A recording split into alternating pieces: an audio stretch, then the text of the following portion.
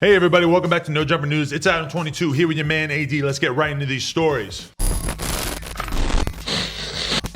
Okay, so first story, Casanova has reportedly surrendered himself to authorities after the feds announced that they were looking for him in relationship to a massive gang takedown, which resulted in 18 people receiving warrants. According to the New York Daily News, Cass turned himself in on Wednesday night in Manhattan. The other 17 people involved were already in custody. The FBI's New York office issued a press release on December 1st, tweeting, 18 members of the untouchable Gorilla Stone Nation gang charged with racketeering, murder, narcotics, firearms, and fraud offenses. The FBI assistant director took pride in exposing the gang, adding that the unit was not untouchable, as their name suggests, writing, "The violence and drug activity committed by these gang members threaten the safety of our communities and place innocent lives at risk. But thanks to the partnerships and hard work of all law enforcement agencies involved in this investigation, we were able to stop this violent criminal organization and show that Gorilla Stone is not untouchable." In a second tweet, they included an old mugshot of Cass stating that they were still looking for him. "We are still looking for Caswell Sr., aka Casanova, in connection with this case. He has connections to both New York and New Jersey. If you have information about his whereabouts, blah, blah, blah." His wife, Swaggy Jazzy, which, did you know that that was a real person's name? Swaggy Jazzy? Her name's Jazzy.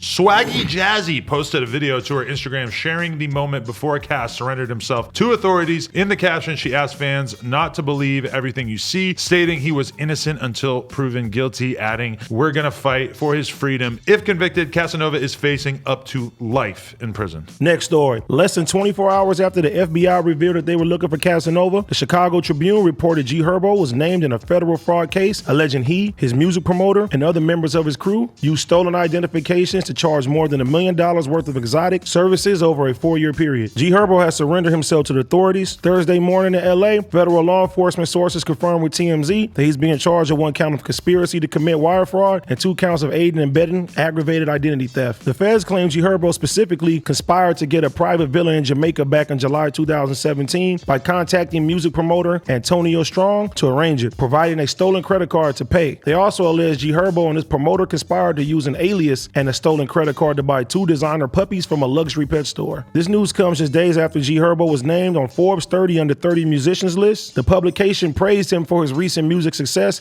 and launching a youth mental health initiative. All right, so my impression from this is that it seems like both of these are cases in which it could be just an issue of association. Like with Casanova, it doesn't seem like they're really charging him with the worst elements of the RICO case. Like, it's not like they're saying that he murdered anyone. They're basically saying that he was a part of this overall gang organization, which is what they do now. Like, Casanova could have just been a rapper who happened to be associated with this, not necessarily the really nasty, grisly parts of it, but they're still going to throw him in the mess the same way that they did with everybody else. So this is actually pretty worrying. What do you think when you saw the Casanova indictment come down? Man, I was tripping. I'm like, because when the feds come, you like, I think they have a 99% conviction rating. 97, like, I believe. Yeah, now. something like that. It's like, I'm like, damn, man. Like, you know, when niggas get arrested and stuff, it'd be like, okay, Nick can get out, fight that with bail. But when the feds come, it's a whole nother monster. And man, that shit was crazy. And even to see the G Herbo situation, like, they've been watching him since July 2017. Right.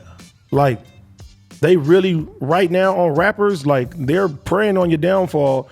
Make sure anybody, and Cass posted the video too. He said, you know, people that you're around, you watch the people that you bring to your team and other people that people bring around and stuff like that, because hopefully everything's a mistaken identity and yeah, they both get to come home. Right, like, because with the Casanova situation, like, it could very easily be that he was involved in some violent stuff or some criminal stuff from a couple of years ago before he started seeing rap money and everything, and they're still going to loop that shit back around and use that to put you under the dirt right now. But then with the G Herbo situation, that shit seems even more fucked up, because realistically, with the amount of money that I believe the G Herbo is seeing off of music, touring, et cetera, he really does not need to be doing any type of scamming shit. He could definitely afford whatever, but let's be realistic about it. G Herbo comes from the streets. A lot of the people that he's associated with, that he's going to be friends with naturally, might be the kind of people who are still involved in illegal activities. And it seems like,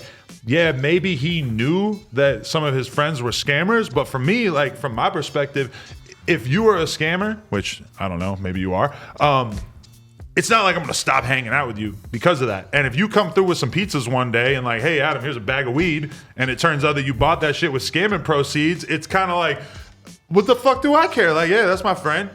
He's a scammer, whatever. But then like this is basically the equivalent of that, where it's like, oh, the No Jumper criminal organization was using the funds that AD scammed. I'm out of here to cop pizzas and weed. It's over. Like, I mean, that. I'm not saying that G Herbo is an angel or that he was necessarily in the dark. You would think that if they are bringing down these charges, that presumably they would have significant evidence that G Herbo knew about what the people in his circle were doing. But I'm just saying that I wouldn't be so quick to jump to conclusions. And also, I would say, especially with G Herbo, if we don't get to hear another G Herbo album in the next 10 years or whatever, that's an awful, awful blow to the culture and the community, because that's one of the best rappers. Come on, man. You got it. You got your Air Fazos, man. You know what I mean? He's too influential to the culture to have him down. That's what I'm saying. So best of luck to both of these guys. Presumably they're going to be fighting these charges for a while. I will say, though, that the Casanova shit is pretty crazy, because there was a Breakfast Club clip that went viral I seen that in the wake of all this, of him basically describing the 6ix9ine situation.